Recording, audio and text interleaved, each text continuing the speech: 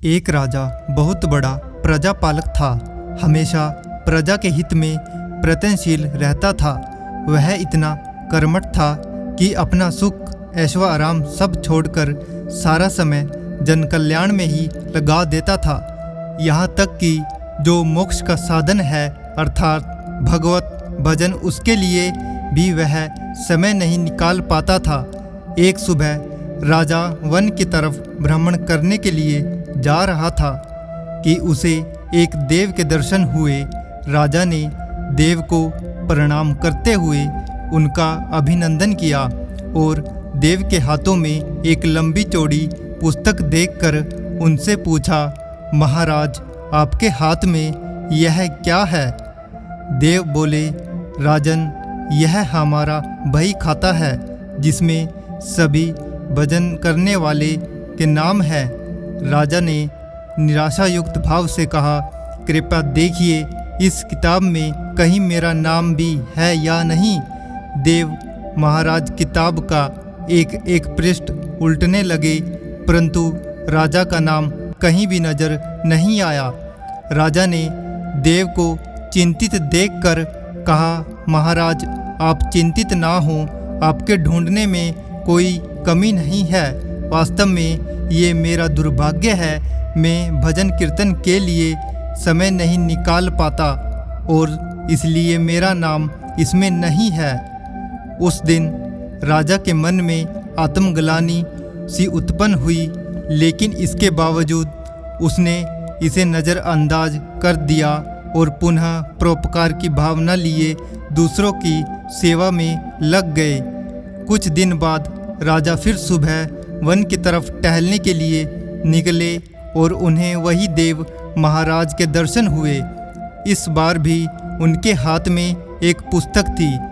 इस पुस्तक के रंग और आकार में बहुत भेद था।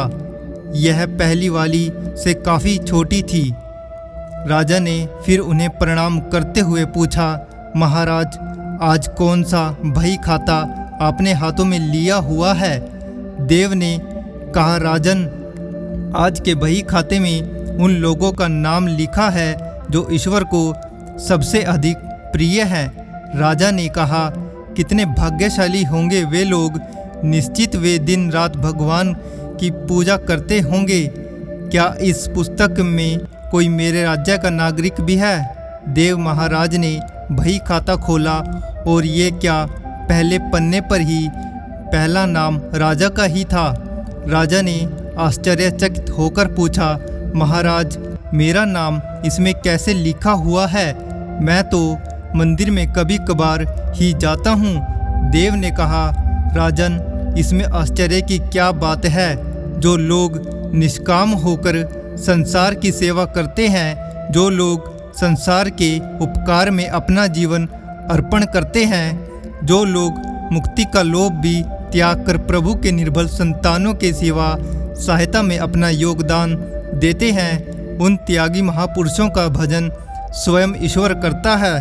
हे राजन मत पछता कि तू पूजा पाठ नहीं करता, लोगों की सेवा कर तू असल में भगवान की ही पूजा करता है। परोपकार और निस्वार्थ लोक सेवा किसी भी उपासना से बढ़कर है। देव ने कहा, कर्म करते हुए 100 वर्ष जीने की इच्छा करो तो कर्म बंधन में लिप्त हो जाओगे। राजन भगवान दीन दयालु है, उन्हें खुशामद नहीं भाती बल्कि आचरण भाता है। सच्ची भक्ति तो यही है कि परोपकार करो, दिन दुखियों का हित साधन करो। अनाथ विधवा किसान व निर्धन आज अत्याचारियों से सताए जाते हैं, इनकी यथाशक्ति सहायता और सेवा करो और यही परम भक्ति है। जीवन को सार्थक बनाना ही सबसे बड़ा पुण्य है और जब आप ऐसे करेंगे तो स्वतः ही आप वह ईश्वर के प्रिय भक्तों में शामिल हो जाएंगे। तो दोस्तों अगर वीडियो अच्छी लगी हो तो चैनल को सब्सक्राइब और वीडियो को शेयर एंड लाइक कर दीजिए।